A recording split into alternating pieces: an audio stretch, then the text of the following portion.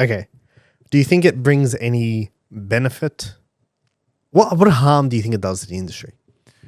I think inferior products, things done outside of... But what's that got to do with you? They can't Because sell then, it. yeah, of course they can. Can't No, sell a they can house. sell the house. Yeah. But they can't sell their service. No, that's So right. That's you right. being licensed gives you the ability to sell the service. Yes, This is a correct. professional service. Correct. You can buy the service. I can do it for you. Yep. That's the license. The license is to do that. Yep. The license is not to build. But then it's also taking away from builders that should be able to build those things, right? Those homes, because Why? now... But we have a lack of homes being built. That's not because of a lack of builders or their ability to build. What is it? It's a whole range of things. It's got... it would be... it would be the financial pressures. It would be the legislative restrictions on builders as well.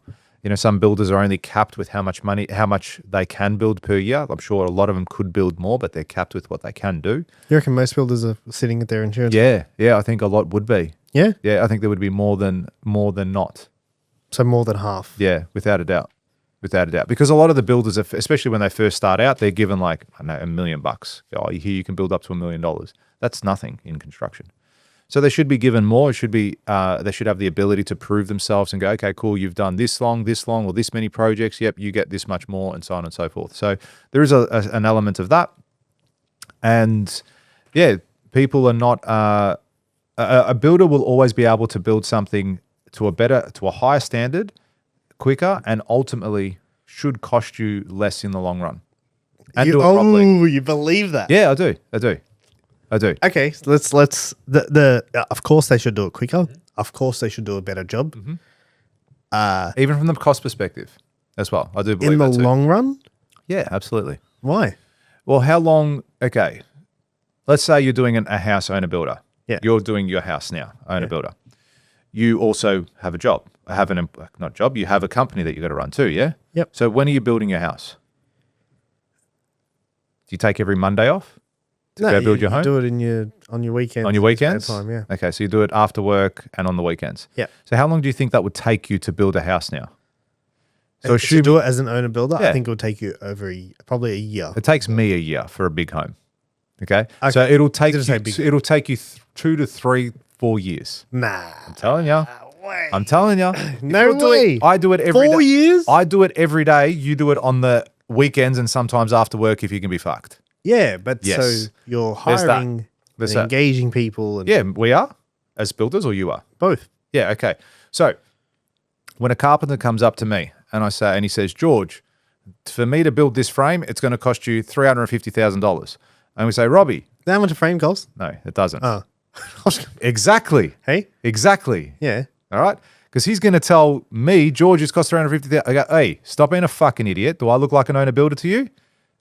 Give me a proper price. But I would just get 5 George. prices. All 5 will do the same thing to you. Hey? All 5 are going to do the same. So trades are dodgy. They're not dodgy. Why? They understand the game. They're going to come in and see Robbie, the owner builder, and go, okay, Robbie's not getting the same price as George. George gives me lots of work. George understands construction. George is going to be ready for me when the time is needed for me to come on site and build my frame. Not I have to babysit and hold his hand and tell him all these sorts of things. The owner builders are heavily reliant on the trades to do the right thing. If trades all did the right thing, there'd be no need for builders. If people did what they were supposed to do, there would be no need for a builder. I wouldn't need to employ anyone. I'd just say, hey, can you go to this job and do this? Yes, consider it done.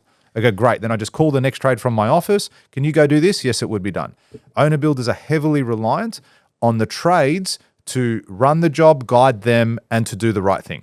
Yeah. And they've got no checks and balances. They will always prioritize their main income stream. So me as their main client and builder, hey, I need you here. Finish this job. Oh, I got this owner builder. Fuck that guy.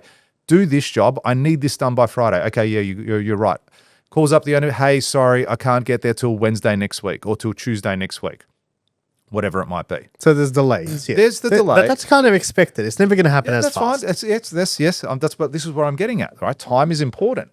Okay, let's just say anyway, let me continue. So there's that element. There's the carpenter's going to charge you $200,000 to do the frame. The carpenter's going to charge me $70,000. Because What? I'm trying to give you an example, yeah? And No, hold on. That's like give us a realistic. It would be it could be up to a 50% markup from what I would get. 50% increase. So they charge you 100, they would charge the owner builder 150. Yeah, I wouldn't be surprised. Yeah, I wouldn't be saying you wouldn't be surprised and what you surprised. expect is two different things. Yeah, but I'm telling you, like I speak to trades. None of them like it. I haven't come across a trade. The only reason they'll like it is because they're making bank. Okay, they'll come in. The owner is heavily reliant on that person to do the right thing and to do the next stage. They couldn't give a fuck. They've got so much more other work that they need to be doing, right? And they're like, oh, yeah, I spoke to the plumber. I told him to do this. He should be right. He should be finished his rough in. Then you go there and you look at, the pipes. The pipe is 100. Look, they've put the pipe here. It should be 100 mil there, right? 100 mil in the other direction. You don't know. You've never built before. The builder's going to look at that and say, hey, dickhead, that's in the wrong spot. Doesn't it? I've got to, jack the slab up, move it over 100. Oh, that's going to cost you $500. Oh, okay, here. Okay. There is so many moving parts in a home. There are so many things that you need to know, need to understand, that we've studied, that we've experienced, that we've coordinated, that we've done all before, that you are going to pay for through your lack of experience. So not only are you going to be paying a premium for someone else to come in and do it, you're also going to be paying for your mistakes that you make along the way. It's also going to take you 10 times longer. And chances are the quality of what being built isn't going to be there. And now these days, people will go into a home, say you do decide to sell it, okay? Because a lot of people do that. They go, I'll do own a builder and flip it and become some hotshot developer. Then I'll move on to the next one and move on to the next one. People know what they're looking at. They walk into a home and they'll see, oh, that's no good, or that's a bit off, oh, that detail looks messy, right? Because they don't know construction. Yeah, hold on. So you just contradicted two things. Mm-hmm. Like, so the person inspecting knows, but the person building doesn't know? No, as in when you're looking at a finished product, it's a lot easier to judge stuff. Like I always say this, you could build the best fucking home, but if you fuck up plaster and paint, the job's fucked. Yeah, right? It's the aesthetic. Yeah, that's the things that people look at. Yeah, but there's things behind. I found out, okay, there was a house on my street that sold a few years back. We were looking at it. We were going to put in an offer. And then I found out it was owner builder. I pulled out straight away. The agent calls me up. He's like, oh, you're going to put in an offer? I go, nah, dude, I'm out. It's like, why? It's owner builder. He goes, no, it's a good job. I said, mate, delete my number. I'm not coming back. I will not buy this house. And I moved away from it. There could be issues that come down the track. They won't know the waterproofing codes. They won't know 1,001 things. There's just so many isn't there? But there's regulations. Just like one little thing. No, who's regulating it? The surveyor. No, he's not. He's not? No. He Why? checks he checks the documentation. Yeah. Right? That it all complies with your standards. He'll come and check the frame, and then he does a final walkthrough. That's it. After he checks the structural frame, that's it. Then he does a final walkthrough. He doesn't check services locations. He doesn't check if wires have run properly. He doesn't check if the waterproofing's done properly. He just wants a certificate that shows that everyone tells him, yes, I've done it. So he'll want his certificate so he can pass the buck if anything ever does happen. But no one checks it. So this is where you have to have someone who's knowledgeable and understands what they're doing as opposed to an owner builder. They will never do it. And it's not, look, I don't blame the owner builders, honestly. The system is there for them to do it. So it's not their fault. Like, hey, I'm just doing what I'm allowed to do. But the system needs to change. So you think that most people wouldn't benefit? No, not in the long run. I don't believe so. And I know where you're going with this, by the way. Where am I going? I got no direction. You've been building something recently yourself, haven't you? Me, no. You haven't? I haven't, no. Okay. And that's I call it a renovation more than anything else, but we're not going to go there. We're not going to go there? And raise council awareness. That's exactly. You know what's funny as well? This is a structure. A side note. Yeah. And I spoke to a couple of builders. Yeah. You being one of them. I spoke to a couple of others, and they were, every time I was out, they were like, hey. I'm like, yeah. They're like, are you building an illegal structure? I'm like, no, man, it's already there. Like the structure already exists. We're just changing, like replacing. Oh, just fixing it. Yeah, that's replacing it. It. So it's like, because like, are you building an illegal old. structure with no permit? And I'm like, no. Oh, relax, Mr. Council. Mr. Council, man. Jesus. This guy's going to call the cops. Yeah, so I'm not doing anything illegal, I promise, for those of you listening. I do feel like though.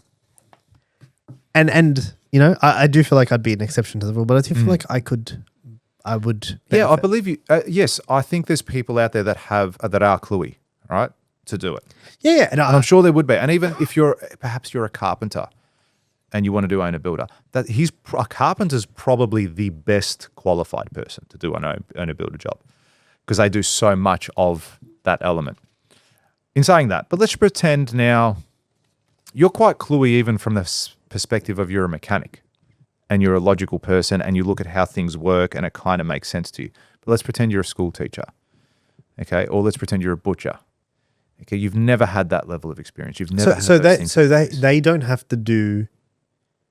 I think there's got to be some level of like you would have to at least get slightly educated around it. To a degree, yeah. If you want to do it properly, there's going to have to be a level of study or understanding. Like, how can they possibly open the structural drawings, never looked at anything, never understood it, and go, what do those black dots mean? What does that mean? What does that depth mean? Oh, this says the footing has to be 600 mil. So I'm going to do it at 600 mil. So what do you know that you need to do that's not? So I could tell you whether if you dig a trench that's 600 mil deep because the structural drawings say 600 mil, that doesn't mean that that's how deep it has to be. It could mean it needs to go deeper because of blinding concrete. And you would have no idea blinding concrete, what I can't see. Like, what's that? Do you know what I mean? Like, there's so many things there. How would they know what depth they needed to put their footings at? And then they just do it at 600 mil because that's what the drawings say. But hang on, that's incorrect. If you read the soil report will tell you if you don't reach founding material, you need to actually excavate deeper. And these are like little things. Like, that's a huge structural thing, man, because the whole house will stand up. Yeah, you will finish that home and it will stand on that. And then a year later, you're going to see a huge crack in the wall. And then a year after that, the whole thing's going to collapse, okay, because of certain things. Now, no one's going to know. And what if to say they build it and they sell it that next day and it looks fantastic when they sell it and then all the issues come? Should there be some level of liability as to Yes, there should be. Yes. how long you have to hold the house for? There's definitely got to be more strict things in place without a doubt. Now, whether that's mandatory inspections at multiple stages, potentially, before you... Are you trying to tell me they have no... None, mate. Are you sure? Yes, because I don't do them. They're not required for when we are building a home. But you're licensed. Yeah. Yeah, but Yeah, so it's I'm saying regardless for an though, owner builder, you think nothing changes? nothing will change. The building surveyor, his obligation So then is why to are come you... out. Yeah. Is to come out and inspect the frame. So he'll come out and inspect your structural, like your, say you've got a slab on the ground. He'll inspect that before you pour the concrete. Then he will inspect the frame, so the timber and structural steel. And they're the only two inspections that he will do before he does a final walkthrough. That's it. Then he'll do a final walkthrough, and then before he gives you the occupancy permit, he'll go, okay, I need all of these certificates from all of these trades. And then that's when the trades give you all your certificates. He goes, yep, tick, tick, tick, tick, tick. Okay, here's your occupancy permit. So he won't actually check all of those things. He gets a certificate that says the waterproofer has said they have waterproofed it in accordance with these standards. And if he gives him a letter and says that, you know, his mate Jamal has done the waterproofing. Here you go. Here's your waterproofing certificate. Really, he's just slapped on a piece of membrane. Now, that thing's not going to leak for the first year. All right. And then there'll be some movement in the house. There'll be whatever it might be. A tile might crack. Then it's going to leak. Then it goes downstairs. Then it wrecks all the plaster. Then, you know, back to square one. If you like that clip and you want to watch another one, click just over here. And if you want to watch the full episode, click just over here. Don't forget to subscribe to the channel, and thanks for watching.